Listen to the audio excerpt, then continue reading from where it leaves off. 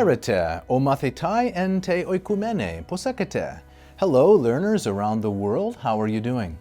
My name is Dr. David C. Noe, and I would like to share with you a brief Greek lesson, something I have learned that you can incorporate into your own study of this beautiful and powerful language. Today's lesson comes from Paul's letter to the church at Ephesus, chapter 6, verse 13.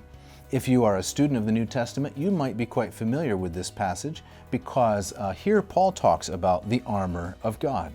So here's the verse. Dia tuta analabete ten panoplion tu theou, hina dunethete antistenai en te hemera te ponera kai hapanta katergasamenoi stenai. Now there are several really interesting elements or lessons in just this brief verse, so we're going to go through just a few of them. First of all, you can see dia. Now dia is a preposition. It takes either the accusative or the genitive. When it takes the accusative, it means because of or on account of. It's just like Latin propter. So because of this, meaning what's come before, take up, Paul says, analabete. Now, if you have been watching these office hours, you know that this verb analabete is from analambano. It's a verb that we saw in one of Plato's dialogues, but it was there in the hortatory subjunctive. Analabomen, let us take up. Here we see it in the second plural, aorist imperative active. He's telling us a command. Paul says, because of this, take up. Now, what is the object? Well, it's tein panoplion, the full armor. Here you can see a nice picture of what a Roman soldier would look like when he was fully armed. He's got a helmet, he's got a breastplate, he's got a shield, he's holding onto the helmet, I guess, in his right hand. He's got a belt, he's got sandals, the whole panoply, or the whole full set of armor. Now this word panoplion that Paul is using, it's from two words. It's pasapon, which means whole, and then hoplos, which means armor. Remember that a Greek soldier was called a hoplite because he had his own shield, sword, and so forth. So Paul says, take up analabete, the full armor, tein panoplion of God. Now why should we do this? Well, next Paul gives us a purpose clause, and this is with the conjunction hina. Now if you look on what I call Greek quick sheet number 3, GQS3, you will see that hina, hapos, and hos, each one of these introduces a purpose clause. Now you might be saying, what is Greek Quick Sheet 3?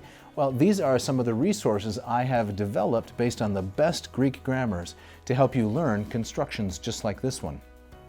So Paul says, do this hina, in order that dunethete, you may be able. Now dunethete is a second plural, and it's an aorist subjunctive, in order that you may be able to do what? To stand up in opposition, antistenai. And when? En te hemera te ponera, in the evil day, in the wicked day. So that's the first part of the hina clause, hina dunethete antistenai. Let's look at this infinitive, antistenai. It's actually from anthistemi, which means to stand up against, to oppose. Interestingly, the Liddell Scott and Jones lexicon says withstand, or stand against, and it cites Thucydides, Herodotus, and Sophocles, who all use this verb, as well as others. Now my point here is that Paul is using this verb in a different context from these classical authors, but I hope you can see the continuity of the Greek language. It hasn't really changed too much in its meaning from the time of these authors, these classical authors, and the time of Paul. Now what about the rest of the sentence? Well, it picks up at kai, and we have hapanta katergasamenoi stenai. Now the katergasamenoi, this is an aorist, it's an aorist middle participle.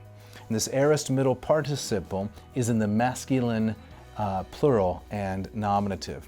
So we translate it something like, when you have done everything.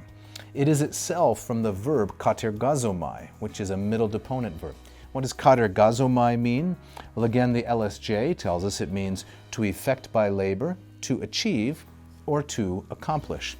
Now remember I said it was a middle participle, so because it's a middle participle, it can take an object, and it takes hapanta as its object. So after you have accomplished everything, hapanta, you'll be able still to stand, stenai, when you have that armor on. Very interesting. Now I want to look at just a couple quick Latin notes and then we'll wrap up. So the first is from Theodore Beza. Now Theodore Beza, you can see a picture of him here. He lived from 1519 to 1605 and he gave us 6 different editions of his New Testament based on the Greek and the Latin. And here is how he translates this verse. He says, Propterea assumete universam illam armaturam Dei, ut possitis obsistere tempora adverso, et omnibus confectis stare. So a couple interesting points here.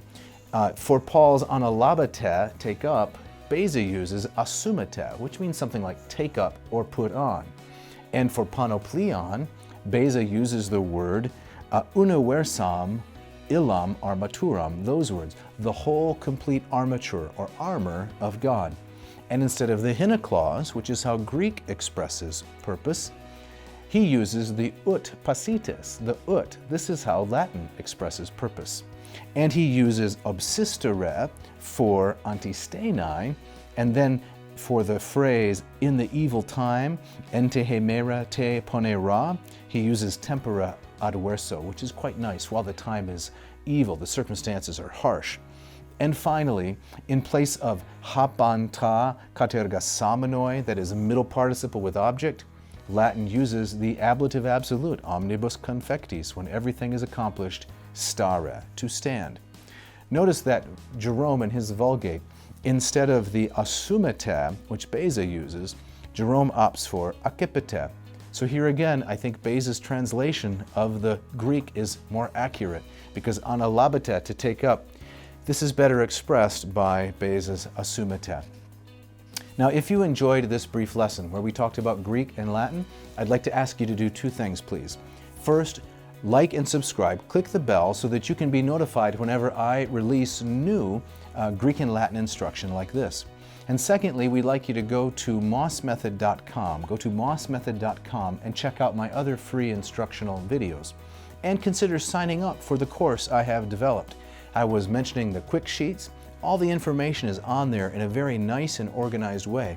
And I will take you down into the depths of the Greek language like a psychopompos, and I'll bring you back with more confidence and ability so that, like me, you can read these authors, the New Testament, Thucydides, Sophocles, Herodotus, and all the rest with greater enjoyment and confidence. So go to mossmethod.com, check that out, and as always, remember, sometimes, kalapa ta kala. Beautiful things can sometimes be difficult. Thanks for watching.